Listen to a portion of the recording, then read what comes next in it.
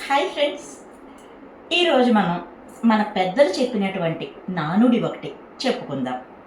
ఏ విషయమైనా విశేషమైన ఒకరి నుంచి మరొకరికి చేరితే చక్కటి విద్యావ్యాప్తి, జ్ఞానప్రాప్తి, ఆలోచన ధోరణి అలవడతాయి. అలా నేను విన్న విషయం సవాలక్ష అనేటటువంటి ఒక మాట. అదే నానుడి.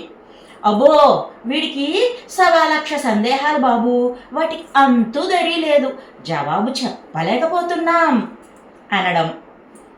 క్వశ్చన్ బ్యాంక్ లాంటి పిల్లలు ప్రశ్నలు అడిగేటప్పుడు వింటూ ఉంటాం. మరి సవాలక్ష అన్న మాటకి అర్థం ఏమిటి?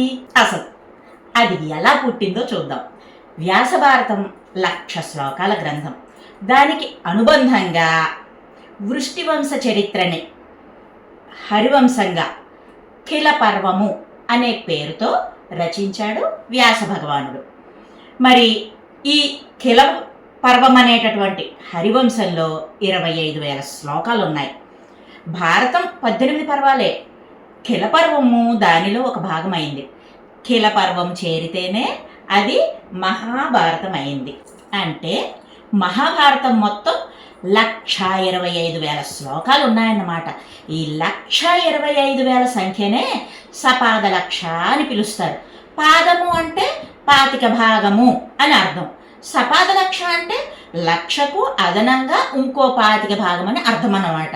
ఈ సపాదలక్షే కాలక్రమంలో తెలుగువారి నోట సవాలక్షగా మారిపోయింది. సవాలక్ష సందేహాలు అంటే మహాభారతం ఎంత పెద్దదో అన్ని సందేహాలు ఉన్నాయని చెప్పడం అన్నమాట. అదరా సవాలక్ష కథ కమమిషు. ఇంకా ఇలాంటి చక్కటి విషయాలు మీ ముందుంచేందుకు మీ అంగీకారం కామెంట్ రూపంలో తెలియచేయండి. మళ్ళీ మరో వీడియోతో మీ ముందుకు వస్తా. By bye friends.